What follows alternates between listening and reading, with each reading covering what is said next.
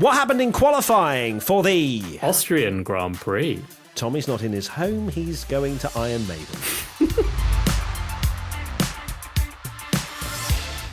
Now, before we dive into everything Austrian GP qualifying, a big shout out, of course, to our P1 Live Show tickets that are selling fast. We've sold out London, San Francisco, Glasgow, and 2 shows in Amsterdam, so get them while you can to avoid being disappointed. Otherwise, you won't be able to see Tommy just being gorgeous on stage and everything else that happens at a P1 Live Show. Right, okay, let's get into it. Q1, and the bottom 5 was Stroll, Ocon, Tsunoda, Sainz, and Hülkenberg. P1 Patreon member Georgina, are we going to have to really start looking at the Red Bull second seat again? How many times do we have to talk about this? Red Bull, at this stage now, have proven that it's something more than just the driver.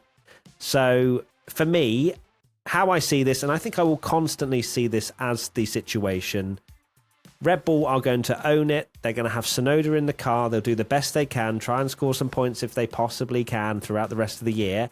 And then 26, and then 26, they will pray that it's an easier car to drive for 2 drivers rather than 1.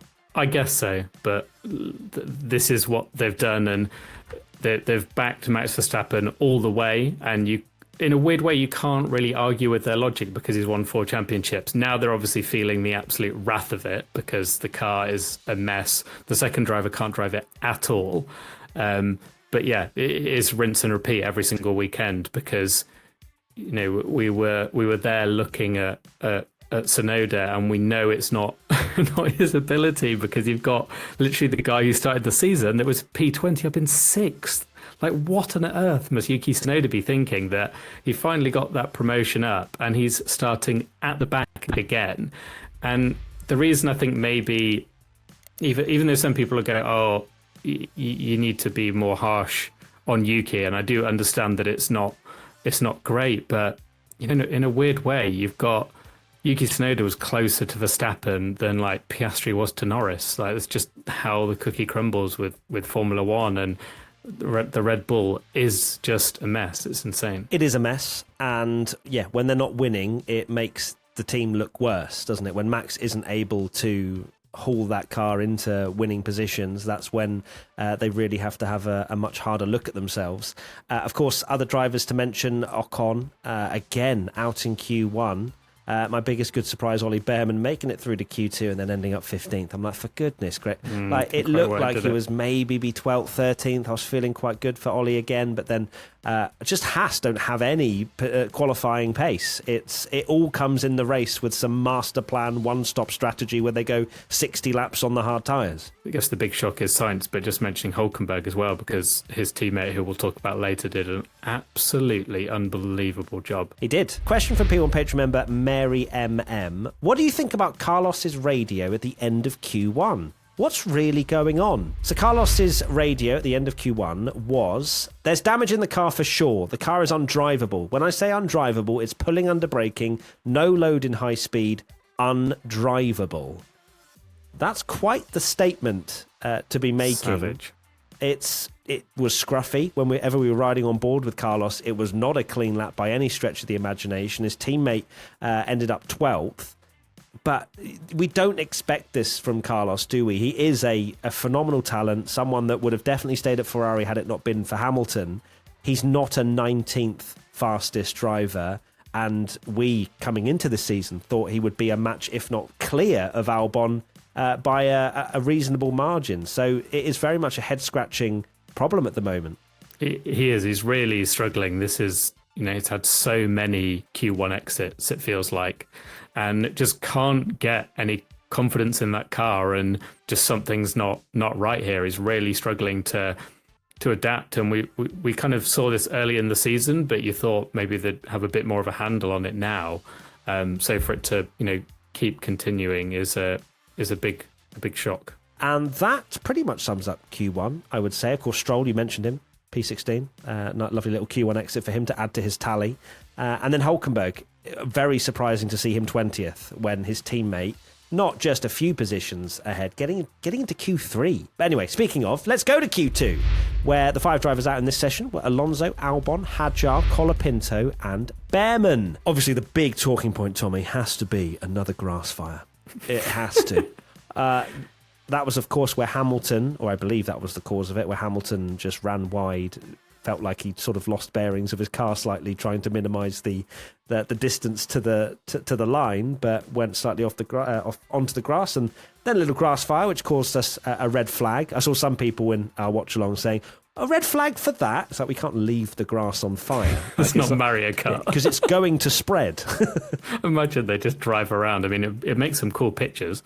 Yeah, it's continuing to happen quite a lot this season. It's not kind of a farcical situation where it's happening every single week, but it's happening more than Formula One would like. And you do wonder if this trend continues, that they're going to, maybe do something different with the skid blocks, because yeah, we can't keep red flagging for grass fires. Absolutely cannot. But back to the actual action. P1 Patreon member Ruben 4.0 asks, is the Williams hype train derailing? They've had an absolute stinker of a run, haven't they?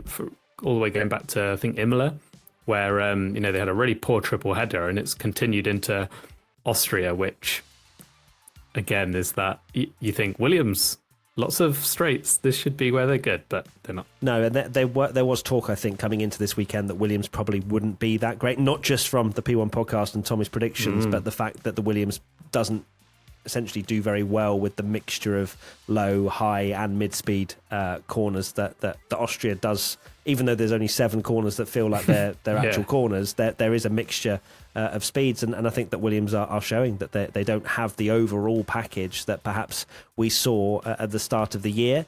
Hadjar, my goodness gracious me, out-qualified by Lawson.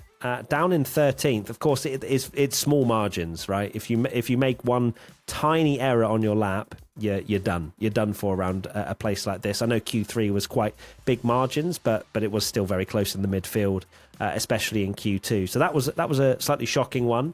Colapinto, okay. It's okay. It's not that bad when you see where Gasly was. It's obviously not great, but it looks like a little bit of the pressure has eased off Colapinto. I think Briatore mentioned that Doohan's not coming back, and despite the rumours that Colapinto was on a kind of 5-race run, you wonder if the last race in Canada and how well he did there compared to what Gasly did, and kind of maybe put them at ease after a very difficult start. Obviously, he didn't do amazingly well, but enough to kind of go, okay, we'll just stick with this now. I still think that Franco will be feeling a lot of pressure to deliver, because Doohan might not be waiting in the wings and be the one to take his place, but Briatore is so cutthroat. 800 other Alpine drivers as well. Yeah, Briatore is very cutthroat that I think he still has to deliver, but it's not a bad quali at all, and we've already touched on Ollie Behrman. Let's go to Q3, the final session of the day, and the top 10 were Norris, Leclerc, Piastri, Hamilton, Russell, Lawson, Verstappen, Borletto, Antonelli and Gasly. So the first question is a absolute jab at my prediction, crazy prediction coming into this weekend. Mr. Jack and Coke from the P1 Patreon says, what happened to the closest qualifying of the season? It went up in flames, just like the grass did. Norris happened. Lando Norris happened, but also, more importantly, Pierre Gasly happened. Yeah, Pierre Gasly was the reason that we didn't see a final lap for Verstappen. Verstappen had done an initial lap, which of course is just under a second off pole, but that was on a used set of tyres. It wasn't representative, and I am seeing Max so easily slotting in ahead of Charles Leclerc in that half a second void there is between first and second. Of course, Oscar Piastri as well, also caught out with the Gasly issue. So it kind of it was an open door for Lando he didn't even need to put the second lap in. He did. I still think Lando is 100% getting pole with a 103.9. He looked at a tenth, maybe even 2.5 tenths clear of Oscar the entire quali session.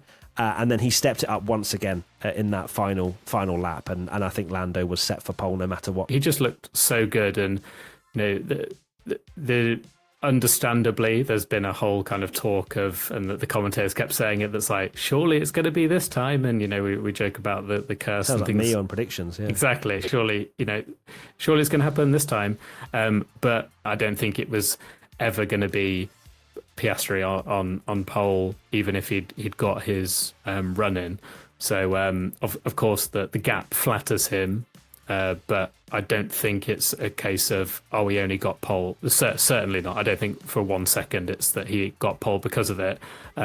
He was absolutely sensational and just looked absolutely rapid today. So quick. For sure. Had he not put that 103.9, and I think he was sitting on a 104.2 before, and maybe he made a mistake on his final lap, then I would have opened up the discussion of whether he would have got pole had it not been for Gasly's spin. But he delivered on every single lap. Question from P1 Petro member Mike Savage F1. Is Charl likely to hold up Oscar? And with Lando's pace, is anyone likely to challenge him for the win? Yes, Charl is likely to hold up Oscar, if I'm being completely honest with you. Ferrari should not, and I know that I'm wearing a Ferrari shirt right now, and I'm very happy to see Charl on the front row of the grid. They should have been 4th and 5th on the grid at the very best. Max and Oscar should have been ahead of Charl, in my very humble Ferrari opinion. So I think Oscar just needs to clear Charl if he possibly can into turn 3. And then finally we get the McLaren fight. But we just know the universe is just not going to allow us to see these two fight for the win. It's just not going to happen. Like, how has Charles... If you had told me coming into this, Charles Leclerc is 0.521 of a second behind pole, I'm thinking he's starting 9th. Or is genuinely, that in Q2? yeah, I'm thinking he is miles away. The fact that he's second is ridiculous. But yeah, I think Oscar's race very much hangs on the fact of getting through on Leclerc quickly. I do think it's maybe a bit of a surprise that Ferrari have been quicker than Mercedes. Maybe they look like they could have just beaten the Mercedes. I think they look quicker than the Mercedes anyway, which may be a bit of a surprise. But yeah, they weren't going to beat Oscar, and probably not Max either, without the kind of yellow flag situation. So it's all going to come down to just can Charles, maybe he just needs to run his own race in a weird way and let the McLarens go and just focus on the podium. However, though, did we not speak in this literal Friday practice podcast just gone exactly what you're going to say? Ferrari, all they need to do is be somewhere near the front. So I take it back. Absolute send into turn 1 from Charles Leclerc. Yeah, Only I think chance Charles to takes get the a lead. If Charles takes the lead, yeah. I mean, it might well be. Like, Lando I'm with here his for it. starts is not his strongest point. Maybe that is maybe that does go through Charles Leclerc's mind. The championship is not on. Why not go? He's got nothing to lose. Lando's got to think more of the championship. Maybe that is going through Charles's head that 9 out of the 10 races, the person leading into turn 1. And it's a short run down, but there's also the opportunities with slipstreaming into turn 3 as well. So, yeah, maybe there's a chance, Tommy. We've You've really gone from changed your Charles mind. holding up Oscar to Charles winning it all in the space of about 60 seconds. We absolutely love it. Okay, next question, and away from Ferrari. That LARP chick. Will people finally stop calling Liam washed? I mean, It's such a great performance from Lawson to put it 6th on the grid, of course, ahead of Max. Max didn't get his final lap in, but he was still quicker than Hadjar. That wasn't luck. That wasn't good fortune. He just looked quicker. So I don't think it's a case of stamping Lawson is now back, but it's a good building block to sort of getting some sort of momentum back now for Lawson. Like, he needs to score good points tomorrow. Of course, Verstappen's going to come through very easily. Antonelli's probably going to be on his heels as well.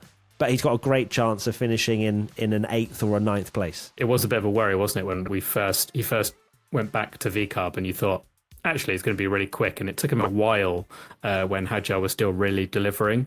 But he's had some strong moments like Monaco, for example. And here is definitely the standout of the season. I think if he'd have told him that your best result of the season in qualifying is going to be when you're demoted to the VCARB, and it's by a long way of what he managed in the Red Bull, just shows how that car is and that team situation. But it was a can't take anything away from Lawson. It was a fantastic lap and a brilliant result to be P6 in that car. Okay, next question. P1 Petro member, TVR driver. The Red Bull looks like a handful. Will Max have any race pace to move up? I think that Lawson, as we mentioned, is going to be easy pickings. But then after that, I genuinely don't know if he'll even beat the Ferraris. Red Bull look bad round here, if I'm being completely honest with you. Like, Max has been struggling a lot. Don't get me wrong, I still think he could have hauled that car into third position had everything been uninterrupted. But the fact that he's lost track position now to both Ferraris and George Russell as well, he doesn't have that much of an advantage to be able to clear them, in my opinion. I think that it will be interesting to see what strategy they go for. They've been loving a little 3-stop masterclass at Red Bull at the moment. Whether that will work around here is yet to be seen. But yeah, I genuinely think he will struggle after Lawson. I do. It's a massive worry for Verstappen if he had any chance of a championship fight. It's going to be very, very difficult with seemingly McLaren just so quick around here. Max is going to probably get past Lawson, and then he's going to have to try and get through on... I mean, it'd take a miracle for him to get anywhere near the McLarens. I don't see that happening. And then you've got two Ferraris and a Mercedes. And of course, I know he doesn't like talking about it, but of course he still has the penalty point situation, so he can't go for absolute sends. And kind of hope people just dive out the way. He does have to be a little bit cautious and think about that as well. Will he? Will Max be cautious? Or will he just go into combat and then go, oh no. But the problem is with these cars, it's just so hard to pass now. And, you know, that we've had this conversation about getting into turn 1 is everything. In this championship, you don't want to be starting 7th. And so it's a shocker for Max. P1 Patreon member Lumixion. Where has Borlettos Pace come from? He's had moments of showcasing this. It hasn't been every single race weekend, but I also can't say that it's been a complete miracle that he's put it in P8. He was phenomenal the entire quali session as well. He is dialed in around here. Of course, Formula 2 drivers have driven around the Red Bull ring, so there's a bit of experience there as well, if you can call it that, in a completely different car, but it still helps. Gabriel, P8, will have a tough time with Antonelli behind him, but he's at the head of... we could see a nice little Bortoletto train for the final point or two.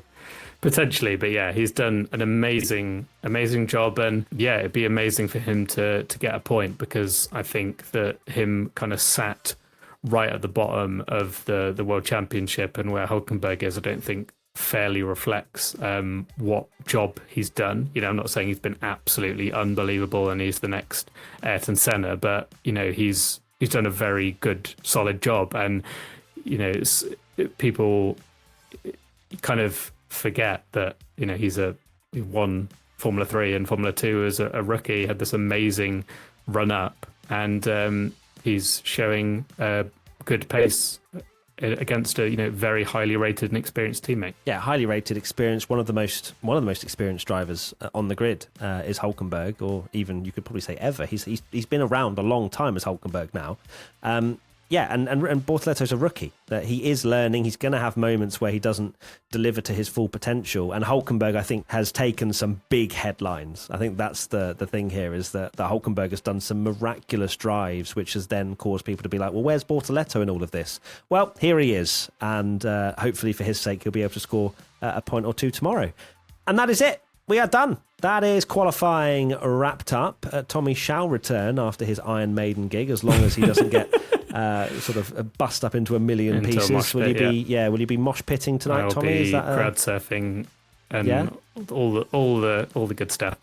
It's like the you know, you have like acts before the main act. Is it you? Are you like doing some sort of like P1 live show? Yeah, I'm doing solo P1 live show. I'll be talking. Okay. I'll be analysing more about Bortoletto's incredible P8 live at the London Stadium. Please welcome Iron Maiden. Yeah. Absolutely love it. What are your final thoughts, sir? My final thoughts are, I can't believe we've just had a qualifying session around Austria and not mention track limits. Who knew that you Thank could goodness. actually fix it with putting gravel down? What everyone's been saying for the last 10 years actually works. So well done, Formula One. You've finally realised. Natural deterrence is the way forward. And that is it. We'll see you tomorrow. Sorry about the issues that we had with the watch along today. I'm hoping, fingers crossed, it'll all be fixed for tomorrow. Got an idea as to why, so come join us there. Matt P1 Tommy will be back as well for that, so look forward to seeing you there, and of course for all the podcasts coming as well. We'll see you very soon. Lots of love, take care, bye. Bye.